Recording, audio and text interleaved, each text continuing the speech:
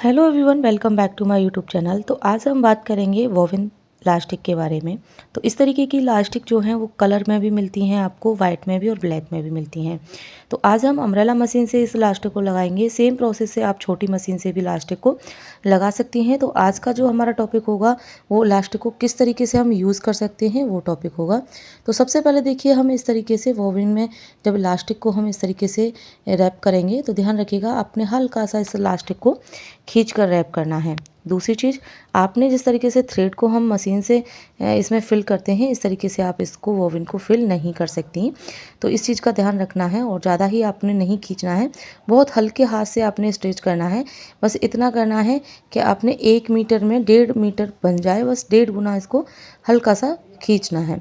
तो इस तरीके से हम इसको रैप कर लेंगे। जितना हमारा थ्रेड आता है उतने उसी के हिसाब से हम अपनी इलास्टिक को वोवन में इंसर्ट करेंगे। देखिए इस तरीके से। अब मैं यहाँ पर देखिए इसको इस तरीके से रैप करते करते मैंने इसको फिल कर लिया है और इसके बाद मैं इसे एक ऑल पिन से यहाँ सेट करके रखूँगी, क्योंकि मैंने अभी अपने वोवन केस को भी यहाँ पर सही से नहीं सेट किया है। अगर आपका वोवन केस पहले से सेट है तो आप इसको साथ के साथ ही लगा सकती हैं। तो यहाँ पर देखिए, हमारा जो वोवन केस होता है उसमें छोटा सा एक नट होता है। इसको हम स्क्रू की हेल्प से इस तरीके से लूज़ कर लेंगे। अब इतना आपको लूज़ करना है जिस तरीके से आपका एंकर थ्रेड निकलता है, या फिर जान लें जिस तरीके से आपका धागा स्मूथली निकलता है उसी तरीके से आपकी इलास्टिक जो है वो स्मूथली निकलनी चाहिए।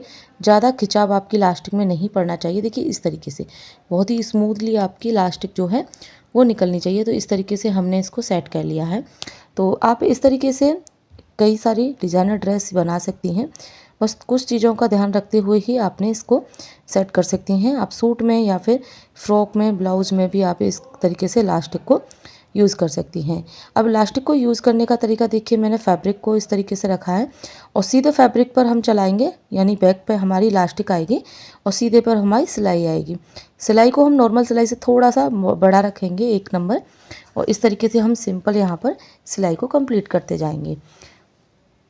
तो यहाँ पर देखिए मेरी एक बार सिलाई लग गई है।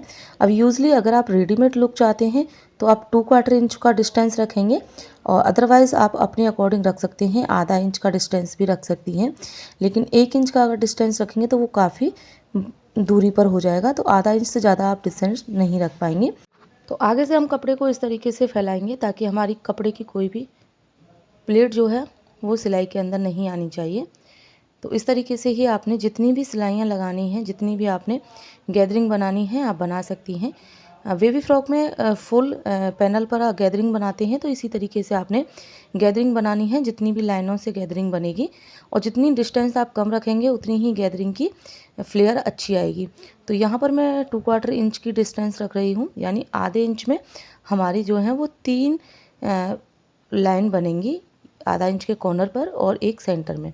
तो इस तरीके से, इस हिसाब से हम यहाँ पर सिलाई कर रहे हैं। तो यहाँ पर देखिए मैंने कोई वीडियो को तेज़ नहीं किया है, इसी के अकॉर्डिंग वीडियो चल रही है। और देखिए आपको यहाँ पर ये गैदरिंग दिखाई दे रही होगी। चलिए मैं दूसरा पैनल आपको दिखाती हूँ। मैंने यहाँ पर प्रॉपर डिज़ाइन नहीं दिखाई है। अगर आप किसी में भी डिज़ाइन बनवाना चाहते हैं तो कमेंट कीजिएगा, मैं आपको डिज़ाइन बनाना भी बताऊँगी। तो आज का टॉपिक था कि हम किस तरीके से इस इलास्टिक को यूज़ कर सकते हैं। होप कि आपको ये वीडियो समझ में आया होगा। अगर फिर भी आपकी कोई भी क्वेश्चन है तो आप मुझे कमेंट करके बता सकते हैं। Thanks for watching.